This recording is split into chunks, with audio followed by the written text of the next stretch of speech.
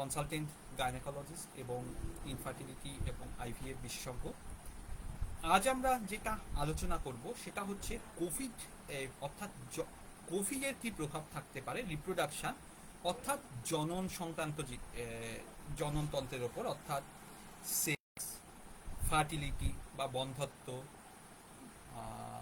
Pregnancy, breast feeding এবং অবশ্যই ভ্যাকসিনের কোনো প্রভাব আছে কিনা এর ওপরে, এইগুলো নিয়ে আজ আমরা আলোচনা করব। আচ্ছা, প্রথমত হচ্ছে আমরা যেটা আবার বলবো সবাইকে শুরু করার আগে, যে কোভিড নিয়ে কিন্তু এক্ষুনি কিন্তু আমরা কিন্তু রিল্যাক্স থাকতে পারি না। কাজে যা যা সাবধানতা বলা হচ্ছে সেগুলো সব কিছু কিন্তু মেনে চলতে হবে, অর্থাৎ বারবার হাত ধোয়া, স্যানিটাইজার, সাবান ব্যবহার করা, সামাজিক দূরত্ব বজায় রাখা, মাস্ক ব্যবহার করা, এই জিনিসগুলো কিন্তু বারবার কিন্তু করতে হবে। এগুলো কিন্তু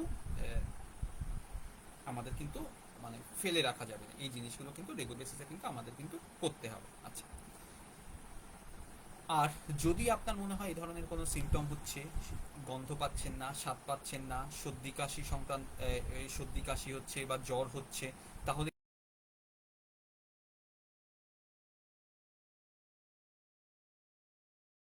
প্রেগনেন্সির জন্য ট্রাই করছেন, যাই হোক না কিন্তু এক্ষেত্রে কিন্তু আপনি কিন্তু ডাক্তারের সাথে পরামর্শ করতে কিন্তু দ্বিধাবোধ করবেন।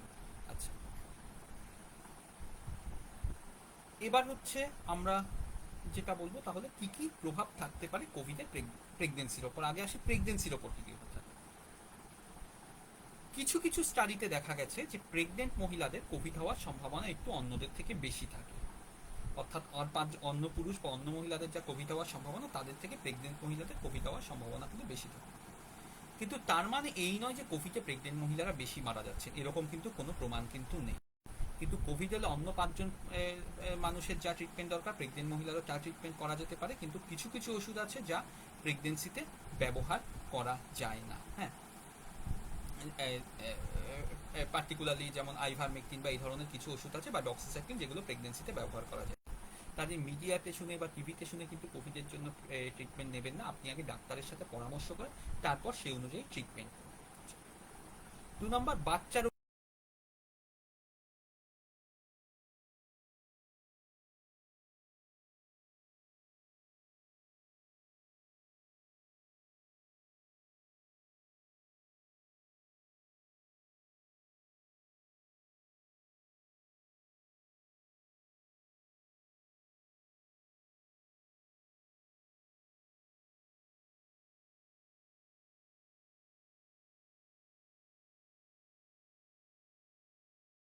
কারণে যে কারণে জ্বর হোক না কেন, প্রেগনেন্সিতে জ্বর জিনিসটা হলে কিন্তু আমরা খুব সিরিয়াসলি নিতে বলি এবং বলি প্যারাসিটামল খেয়ে আগে জ্বরটা কমান। অর্থাৎ আপনার যদি জ্বর হয় সেটা কোভিডের কারণে হোক বা অন্য কারণে হোক, কারণ আমরা বলবো আগে প্যারাসিটামল খেয়ে জ্বরটা কমাতে, কারণ জ্বরটা কমানোটা খুব ইম্পর্টেন্ট। আর প্যারাসিটামল কিন্তু প্রেগনেন্সিতে ভীষণভাবে সেফ, কারণ আপনি যদি জ্বর যদি না কমান তাহলে যেটা হতে পারে, একটা হচ্ছে জ্বরের কারণে কিন্তু মিসক্যারেজ হয়ে যেতে পারে, জ্বরের কারণে বাচ্চার কিছু অ্যাবনর্মালিটি হতে পারে, আর জ্বরের কারণে হঠাৎ করে বাচ্চা মারা যেতে পারে, সময়ের আগে ডেলিভারি হতে পারে। কাজে কোভিডে যেহেতু জ্বর হয়, জ্বর হলে কিন্তু যে কোনো ইনফেকশন হলে কিন্তু এই সব রিস্কগুলো থাকে, যে মিসক্যারেজ হওয়া, বাচ্চা হঠাৎ করে মারা যাওয়া।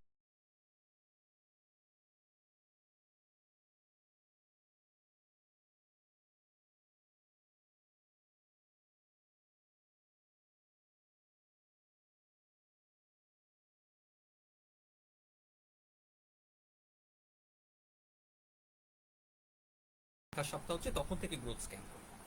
আর মনে রাখতে হবে, আমরা যখন growth scan with colour Doppler লিখে দিই, অনেকেই দেখা যাচ্ছে বিভিন্ন জায়গা থেকে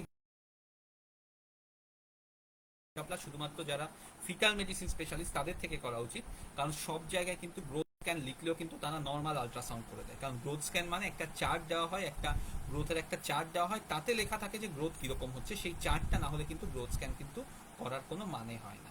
আচ্ছা, আর কোভিডের কারণে সময়ের আগে ডেলিভারি হতে পারে, কাজে আপনার যদি খুব বেশি ব্যথা হয়, আগে কোভিড হয়েছে অথবা প্রেগনেন্সি দেখা ব্যথা হচ্ছে বা জল ভাঙছে, তাহলে কিন্তু সেটা সাবধানতা বজায় রাখতে হবে এবং ডাক্তারকে সেটা জানাতে হবে।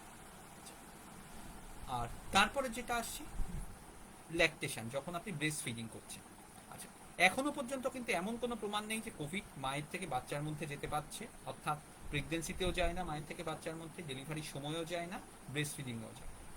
কিন্তু মায়ের থেকে বাচ্চার মধ্যে যেতে পারে সাধারণভাবে কোভিড যেভাবে ছড়ায়, অর্থাৎ রেসপিরেটরি ড্রপলেট, অর্থাৎ যে শ্বাস প্রশ্বাসের যে কণাগুলো তার মাধ্যমে যেতে পারে। অর্থাৎ ব্রেস্ট ফিডিং এর সময় যদি মায়ের কোভিড হয়ে থাকে, মায়ের থেকে যদি বাচ্চার মধ্যে যদি মানে এই শ্বাস প্রশ্বাসের কণাগুলো যায়, তাহলে কিন্তু বাচ্চার কিন্তু কোভিড হওয়ার রিস্ক থাকে। সেজন্য যদি কোভিড হয়ে থাকে, আমরা বলবো মাস্ক পরুন, মাস্ক পরে ব্রেস্ট ফিডিং করুন। ব্রেস্ট ফিডিং করার আগে হাত ভালো করে স্যানিটাইজার দিয়ে ধুয়ে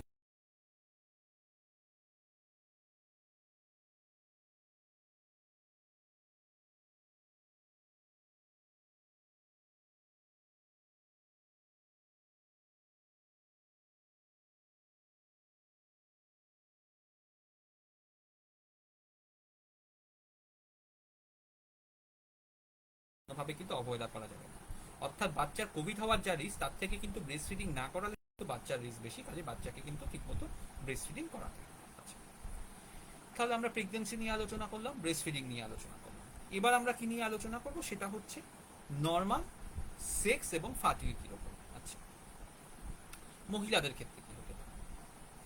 মহিলাদের ক্ষেত্রে যেটা দেখা গেছে, যেসব মহিলাদের পলিসিস্টিক ওভারি সিন্ড্রোম আছে, পিসিওএস, তাদের ক্ষেত্রে দেখা গেছে অনেক সময় কোভিড এর প্রভাবটা মারাত্মক ধরনের হতে পারে। কেন? কারণ আপনারা আমাদের ভিডিও দেখেছেন, তাতেই জানেন যে পিসিওএস যাদের থাকে তাদের কিন্তু অনেক সময় ওজন বেশি থাকে, তাদের অনেক সময় হাইপার টেনশন থাকে, ব্লাড প্রেশার বেশি থাকে, তাদের ডায়াবেটিস থাকে, এবং এই সমস্যাগুলো যাদের থাকে তাদের কিন্তু কোভিড হওয়ার সম্ভাবনা বেশি থাকে। কিন্তু অ্যাজ সাচ এখনো পর্যন্ত এমন কোনো প্রমাণ নেই যে কোভিড ডিমের ডিম্বাণুর কোনো ক্ষতি করছে। যদিও কিছু কিছু গবেষণাপত্রে দেখা গেছে যে ডিম্বাশয় ডিম্বাণুর মধ্যে কোভিড ভাইরাসকে পাওয়া গেছে, কিন্তু কোভিড ভাইরাসের কারণে কিন্তু মানে কোভিড ভাইরাস ডিম্বাণুকে মানে ডিম্বাণুর ক্ষতি করছে বা একজন মহিলার প্রজনন ক্ষমতা কমিয়ে দিচ্ছে, এরকম কিন্তু প্রভাব এখনো পর্যন্ত নেই। পুরুষের ক্ষেত্রে কিন্তু কোভিডের বিভিন্ন ধরনের প্রভাব আছে, এটা খুব ভালো করে বুঝতে হবে। কোভিড ভাইরাস পার্টিকুলারলি পুরুষের অন্ডকোষে বিভিন্ন কোষে পাওয়া যায়। এই কোভিডে পুরুষের ক্ষতি মানে জননতন্ত্রের ক্ষতি হওয়ার সম্ভাবনা তাদের বেশি যারা মোটা, যাদের ডায়াবেটিস আছে, যাদের হাইপার টেনশন আছে। তাছাড়া দেখা গেছে যারা কম বয়সী পুরুষ তাদের কিন্তু ক্ষতি হওয়ার সম্ভাবনা অনেক বেশি যারা বেশি বয়স্ক পুরুষ তাদের থেকে। কি হয়, এই ভাইরাসটা অন্ডকোষের মধ্যে থাকে, কখনো কখনো এই ভাইরাসটা অন্ডকোষে প্রদাহ তৈরি করতে পারে, অর্থাৎ কোভিডের সময় অথবা এমনকি কোভিড ছেড়ে যাওয়ার পরে অনেক পুরুষের দেখা যায় যে কোভিডের কারণে দেখা গেছে যে তাদের অন্ডকোষে ব্যথা হচ্ছে। অর্থাৎ কোভিড যখন আপনার ইনফেকশন হয়েছে অথবা সেরে যাওয়ার পরেও যদি দেখা যায় অন্ডকোষে ব্যথা হচ্ছে, এটা অবহেলা করবেন না, ডাক্তারের সাথে পরামর্শ করুন, ব্যথার ওষুধ খেতে পারেন, দরকার হলে একটা স্ক্রোটাম আলট্রাসাউন্ড করান। কারণ এটাকে যদি ফেলে রাখা হয় পরবর্তীকালে কিন্তু আপনার হরমোন কমে যেতে পারে, আপনার শুক্রাণু কমে যেতে পারে, আপনার সেক্স লাইফে প্রভাব পড়তে পারে। অর্থাৎ যদি কোভিডের সময় বা তারপরে যদি অন্ডকোষে ব্যথা হয়, যাকে আমরা অর্কাইটিস বলি, তাহলে সেটাকে অবহেলা করা যায়। 2 নম্বর যেটা হয়, এই যেহেতু কোভিড ভাইরাসটা অন্ডকোষের মধ্যে শুক্রাশয় অনেকদিন থাকতে পারে, সেজন্য দেখা গেছে অনেক সময় স্পাম কাউন্ট কমে যেতে পারে। কিন্তু মনে রাখতে হবে স্পাম কাউন্ট কিন্তু যে কোনো জ্বর হলেই কমে যেতে পারে, যে কারণে আমরা বলি যে একবার যদি জ্বর হয় পরবর্তীকালে কিন্তু স্পাম টেস্ট করার জন্য 3 মাস অপেক্ষা করুন, কারণ শুক্রাণু তৈরি হতে 3 মাস সময় লাগে। এবং টেম্পারেচার বেড়ে গেলে, অর্থাৎ যদি আপনার শরীরে টেম্পারেচার বেড়ে যায়, তাহলে কিন্তু যেটা হবে অন্ডকোষের টেম্পারেচার বেড়ে যায়। কেন পুরুষের অন্ডকোষ শরীরের ভেতরে না থেকে বাইরে থাকে? কারণ যাতে টেম্পারেচারটা কম থাকে, কারণ শুক্রাণু তৈরির জন্য টেম্পারেচারটা তাপমাত্রাটা শরীর নর্মালের থেকে কিছুটা কম হওয়া দরকার।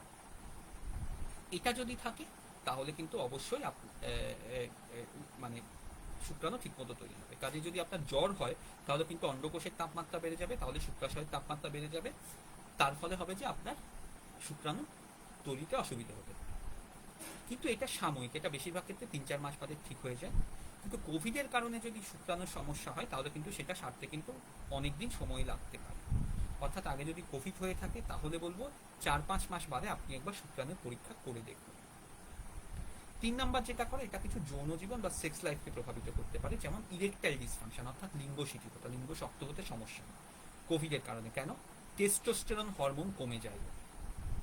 অনেকেই আমরা জানি যে অনেকেই ইরেকটাইল ডিসফাংশন হলে করেন কি, হয় টেস্টোস্টেরন ইনজেকশন নিয়ে নেন অথবা দোকান থেকে ভায়াগ্রা নিয়ে নেন। এই দুটোই অত্যন্ত বিপজ্জনক। টেস্টোস্টেরন ইনজেকশন যদি ডাক্তারের পরামর্শ ছাড়া নেন, যেটা হতে পারে টেস্টোস্টেরন ইনজেকশন নিলে কিন্তু আপনার স্পাম কাউন্ট কমে যেতে পারে।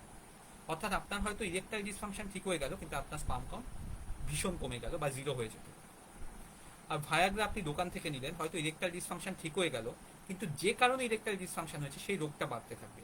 হয়তো রোগটা এমন পর্যায়ে এসে প্রকাশ করবে যখন কিন্তু অনেক দেরি হয়ে যেতে পারে। বিশেষ করে কিছু হরমোনাল সমস্যা, ডায়াবেটিস বা হার্টের সমস্যার জন্য ইরেকটাইল ডিসফাংশন হতে পারে। আপনি যদি ভায়াগ্রা খেয়ে নেন কোনো পরীক্ষা নিরীক্ষা না করে, ডাক্তারের সাথে পরামর্শ না করে, তাদের সমস্যাগুলো কিন্তু বাড়তে থাকে। আর যেহেতু টেস্টোস্টেরন কমে যায়, সে কারণে কিন্তু অনেকের ইচ্ছা শক্তি অর্থাৎ যৌন ইচ্ছা শক্তি বা লিবিডো কমে যায়।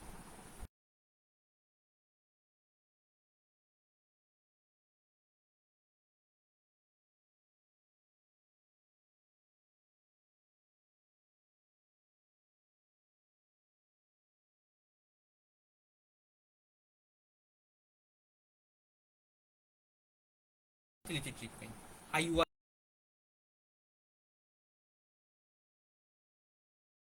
সাময়িকভাবে আপনি প্রেগনেন্সি ট্রিটমেন্ট বন্ধ রাখুন।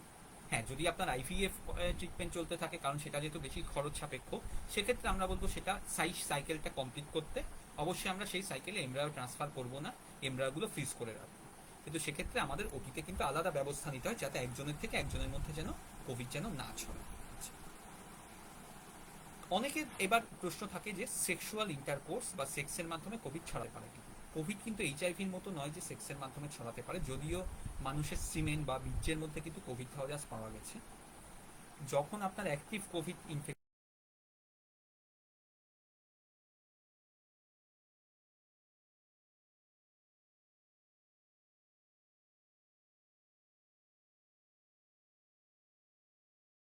করে, মানে একজনের মুখ আরেকজনের শরীরের সংস্পর্শে আসা, এটাকে অ্যাভয়েড করতে হবে এবং সম্ভব হলে ইন্টারকোর্সের সময় মাস্ক ব্যবহার করতে হবে।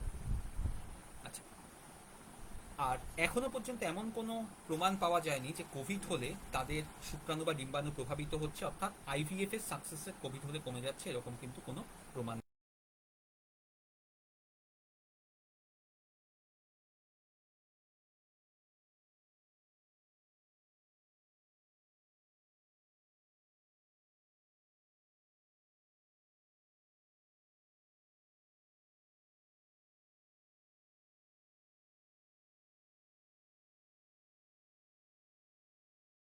শুধু প্রশ্ন পাচ্ছি ভ্যাকসিন নিয়ে।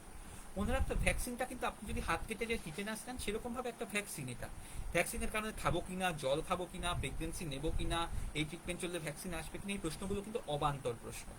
কারণ ভেবে দেখুন, প্রেগনেন্সিতে যদি ভ্যাকসিন নেওয়া যায়, প্রেগনেন্সিতে ভ্যাকসিন নিলে যদি বাচ্চার কোনো ক্ষতি না হয়, তাহলে প্রেগনেন্সির আগে ভ্যাকসিন নিলে কি অসুবিধা হবে? আপনি প্রেগনেন্ট হন, ভ্যাকসিন নিতে পারেন। পিরিয়ড চলছে, ভ্যাকসিন নিতে পারেন। আইইউআই চলছে, ভ্যাকসিন নিতে পারেন। আইভিএফ চলছে, ভ্যাকসিন নিতে পারেন। ওভাম পিক আপ হচ্ছে, ভ্যাকসিন নিতে পারেন। আপনার টেস্টিকুলার স্পাম অ্যাসপিরেশন হচ্ছে, ভ্যাকসিন নিতে পারেন। ওভুলেশন ইন্ডাকশন হচ্ছে, ভ্যাকসিন নিতে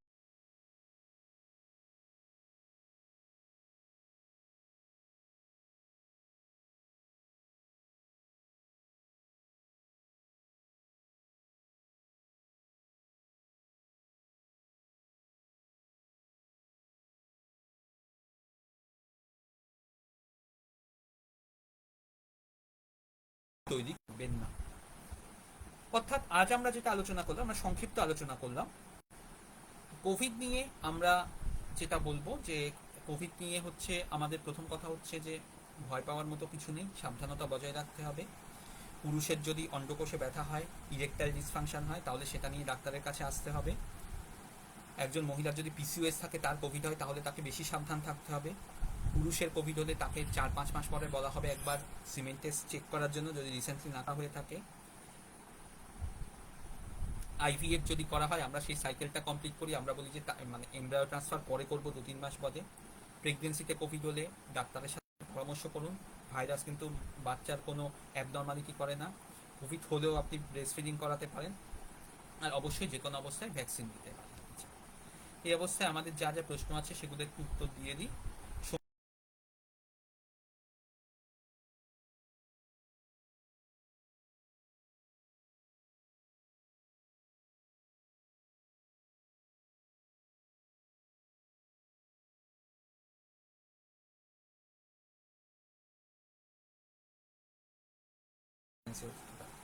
আনোয়ার হোসেন লিখেছেন, স্যার ইক্সি করলে কলকাতায় কতদিন থাকা লাগবে, সর্বমোট কত রুপি খরচ হতে পারে? আমার মনে হয় আপনি এই প্রশ্নটা এর আগে অনেকবার করেছেন, প্রত্যেকবারই আপনাকে একই উত্তর দেওয়া হয়েছে, 15 থেকে 20 হাজার টাকা লাগতে পারে।